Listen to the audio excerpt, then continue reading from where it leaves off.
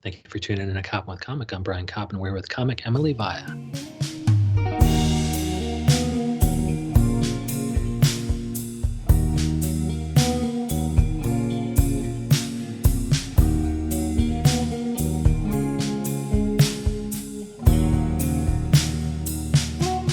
Emily Via, how the hell are you?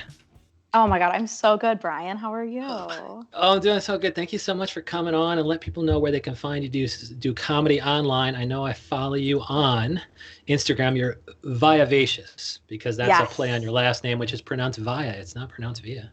Yeah, it's my like high school AP World History teacher was like, "Oh, like via con Dios." And so that's another Oh, thing I'll tell people wow. to remember. Oh, good. But yeah, Viavacious, but you also have the website, which is emilyvia.com. And let hmm us know where you've been kind of plying your stand-up comedy trade during the quarantine. Have you been doing Zoom shows, or are you able to kind of get out there and do park and rooftop shows? Uh, yeah, I mean, I haven't been doing a ton of shows lately. Really confusing why. No, I honestly have just been taking the pandemic as a chance to just really work on writing as much as possible and working on new stuff. There've been some Zoom shows that I've watched, and it's really cool to see other people do them.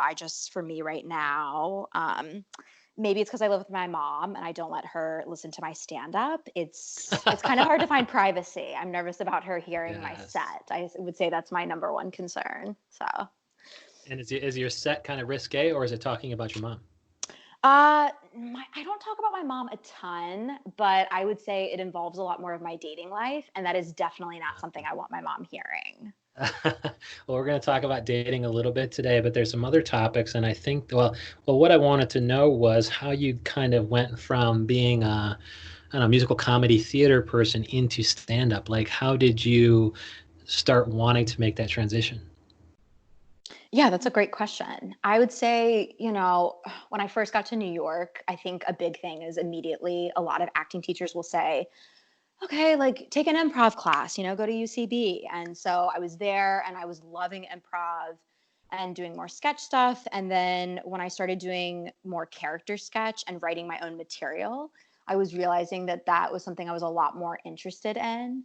I think I was super naive. Like when I first started seeing big shows like Ass Cat, I was like, oh yeah, like that will be me in a year. And that is so not the case. Like it's not. I mean, those Yeah, comics, how many years does it take to get on ASCII? I mean, I could be wrong, but I think like those comics have put it at least like maybe 5 to 10 years doing stuff like they are seasoned veterans. And then, like Yeah. my naive self is like coming to New York and I'm like, oh yeah, I will be in ASCAD in a year. Like that's not realistic. Like you're either famous and you're on as the monologist, or you're literally Shannon O'Neill and you run UCB. So I think it was just, in reevaluating my journey with improv, I was like, okay, so I like writing my own stuff more. And then I'd always thought about stand up, but to be honest, I actually dated a stand up many years ago, and he would bring me to shows and open mics with him. And I remember, I think just for him, and like he's had a really cool career. So it's been great to see like where it's gone. But at the time, I think I was just seeing, I don't know, just him at these shows and like three people in the audience. And he was just like so Yes. miserable. And I was like, I don't know if stand up is for me. And then I think just like a lot of shit happened in my life that I wanted to talk about, where I was like, oh, yeah, I think stand up is something I want to try. And then I actually was in Chicago for a summer doing stuff with Second City. And that's when I really started doing stand up as opposed to just doing like character sketch and character shows. And like I had a mentor out there and he was like, you're a stand up. Like, I don't know why you keep doing improv. Like, you're hilarious. Like, you Wow. need to keep doing this. And so, Good. he kind of pushed me in that direction. But it's funny Because it's because, like like, you're a writer and performer at once, and you have something to say. So it's cool that somebody early on kind of saw that in you and kind of guided you in that direction. oh my God, absolutely. And I think it was super helpful because, like, right after when I was in Chicago, I was doing regional theater. And so it's hard to do stand up when you're doing 8 shows a week and you're not getting out of shows until sometimes like 10:30, 11. And like where I was in Ohio. And so, like, their comedy scene is like they're done at 9 p.m. because it's the Midwest. Like they're tired. Yeah. So I think when I, was trying to do stuff out there, it wasn't really until I came back to New York after being on contract. That's when I kind of hit the ground running. And, these days I'm super grateful for my improv and sketch training. And when I see really good improv, I always love it. Like I was at a festival in the fall that was put on by like an improv theater in South Carolina. And I got to see just solid improv. And I was like, wow, this is so, it's very different from seeing like a 301 class show, when you're seeing improv that's actually good. But, Yeah. Grateful for that training for sure, because it definitely has influenced a lot of my stand up. Oh, good. Well, we're going to talk about kind of your act at the end and maybe the tragedy of dating. I really want to hear your take on that. But real quick, in soliciting the guests' suggested topics, there's a couple that I zeroed in on, and one that I love is that you actually enjoy or find hilarious the being a third wheel. Oh yeah, 100%. I would say that I'm a professional third wheel. Like it should be top of my like special skills section, honestly. And so kind of what's been your experience with it, and why do you not just fucking hate it? And does it have anything to do with it being a middle child? Well, it probably has everything to do with being a middle child. I think with being a third wheel, I take it as a compliment. I think it means that like the couple I'm hanging out with, they, feel confident that like I can entertain myself and I'm not going to be like needy, or I don't know. I take it as a compliment that like I can hang out with them. Yeah. But I don't know. I get identified a lot as like the chill girl, the cool girl. And so in hanging, like a lot of my friends are very coupled up. And so it's just like, natural for me to third wheel. But I'd say if anything, it's just you're gaining insight. And sometimes it's nice to be able to, if then the couple, it gets tense, like, if all of a sudden the girl's like, Brian, we talked about this. Like I can be super grateful that like I'm not in the relationship, that I get to enjoy these two people, but Yes. I don't actually have to date them. And I would say like from being a third wheel, I've seen some super healthy, strong relationships that I'm like, oh wow, I aspire to have that. I think that's great. And then, I've been around some couples where it's a lot of Brian, we talked about this. And that that's kind of wild. But I think especially like being a middle child, like do you have siblings? Where are you in the birth order? Yeah. I just have one. She's older. Yeah. Okay, so if you're a youngest child, Yeah. I don't know. I think for middle children, like we're so used to having to like keep the peace, and we're also so used to Yeah. like we're never the only child at home, right? Like when my older sister went to college, I still had my younger sibling, and then when I went to college, like I never had to deal with being an only child. I feel like middle children in general, like we're not spoiled because we're not the youngest, and we're also not the oldest. We don't have to like break all the barriers or set the precedent in terms Yeah. of like what time curfew is or what age do you get to, I don't know, have a boyfriend or, get to own your own the oldest child has to set a lot of those standards. So I definitely am happy I didn't have to do any of that for sure. So like in either situation, you're breaking certain tensions. So in the third wheel scenario, if you have a tense couple that you're hanging out with, you can either break the tension with a joke, or you can just use it as a funny story on stage. Oh, absolutely. And it's also just it's fun. I think it's important too, especially when I have close friends that are in serious relationships. I like knowing their boyfriend. I never want it to be, like I was at a wedding recently and I thought to myself, I was like, wow, yeah, this is the first time I'm meeting, my friend's now husband.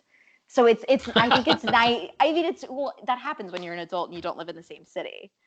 Yeah. But Okay. Why do you like knowing like who your friend is talking about? Does it give you some context? Like, are you able to more appreciate things that they're venting in your direction? well, but also I think, you want to make sure your friends are being taken well care of. Like I don't ever want any of my friends dating someone who's not worthy of them. I want the best for my friends. And so in that situation, you'd be able to know that and tell them and warn them off. Oh, absolutely.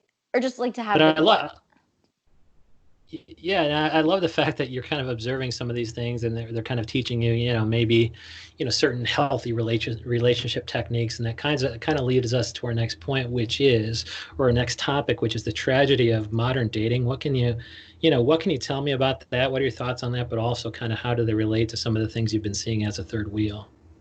Yeah, I have so many. I mean, where do we even begin? Modern day dating is so tragique. I don't know. It's funny. Like, I have a friend, she is engaged, and she was saying, you have to remember, grass is always greener. Like, you are single, you get to have all these experiences.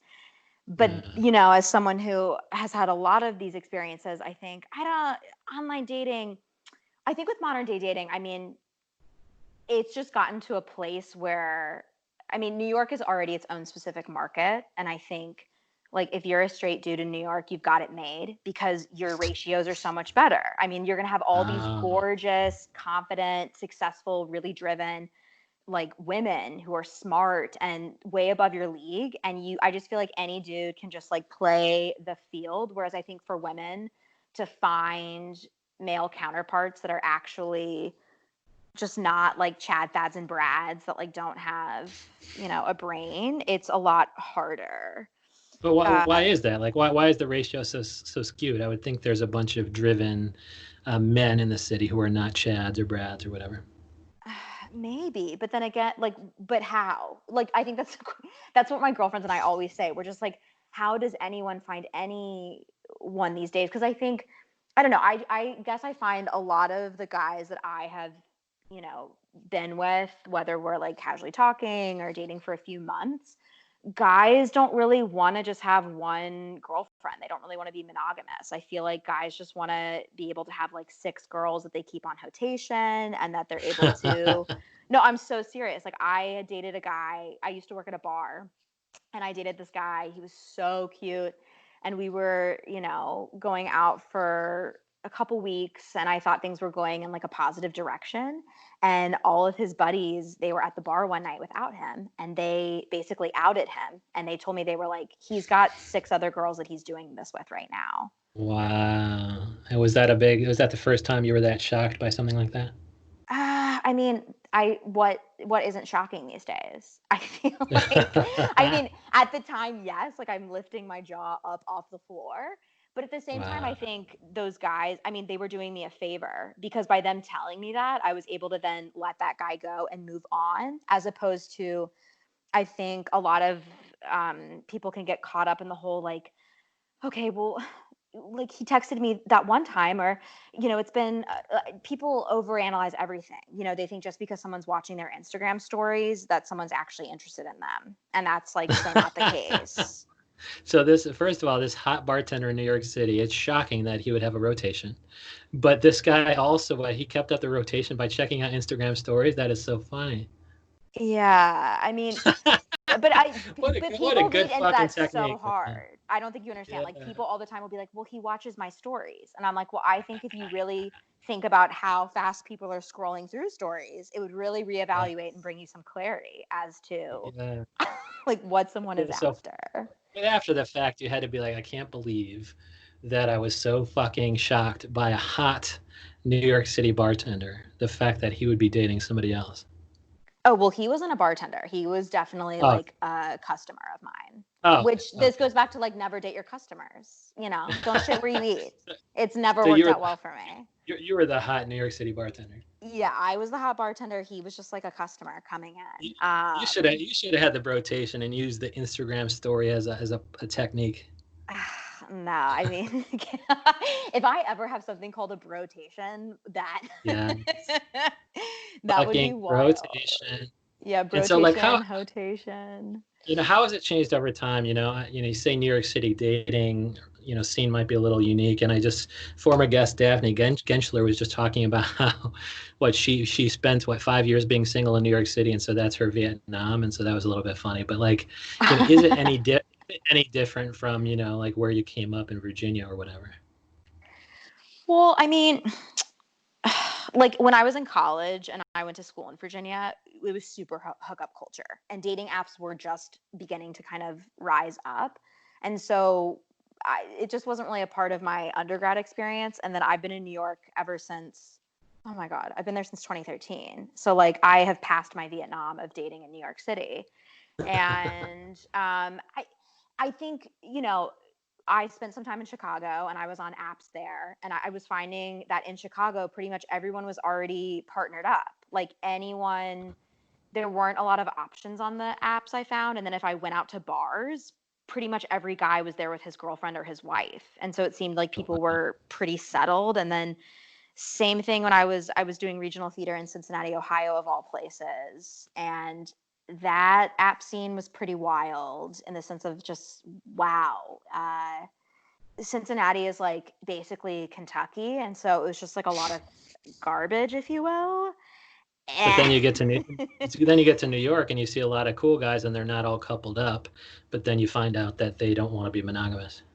yeah, or like let's take monogamy out of it then, because I think like these days with people being open, you do your thing. I think it's just more guys don't really want a girlfriend. I feel like the amount of times that I've been told I'm not looking for anything right now, or you're great, but I don't want to be in something serious right now. I feel like a lot of guys, they just don't want to actually be in a relationship, which if that is your like is that if that's your story right now and that's your truth, then you own it. Like who am I to, but I just think in general, I think it's hard to meet people that actually want to be in a relationship as opposed to people who just want to, add to the rotation or, What I, what you need is you need to be a third wheel in the romantic context. Like if you're fine being a third wheel, man, just fucking, there's so much stuff on Tinder about wanting that third wheel. oh, you mean like being someone's third? Yeah, just couples trying to get that third. But are you It's talking about this stuff on stage? Like, are you talking about your dating life? It sounds like you are because you don't want your mom to hear it. But can we hear you do those things in a Zoom show? And can we find that via Vivacious? Oh, you can definitely find it via Vivacious. Wow, gorgeous with the play Yes. on words. Yeah, honestly, like if you check my Instagram, all that stuff is posted there, and I post a lot of videos from prior shows and new content. I Okay. don't think a Zoom show is in my future. I mean, I'm super witchy, and a lot of my witches that I follow say that the pandemic, they think like January 6th, 2021 is when I think it's Pluto is going to be in a better position. This is like witchy astrology shit I'm throwing out at you. But I think unless like we're really under lockdown for another year, maybe then I'll consider Zoom. But at this point, yeah, check that sweet Instagram and you'll be able to catch all that gorgeous content there. Dude, I love it. You will catch that witchy woman, Vivacious, Emily Via. Thank you so much. Oh my God, Brian, thank you so much for having me.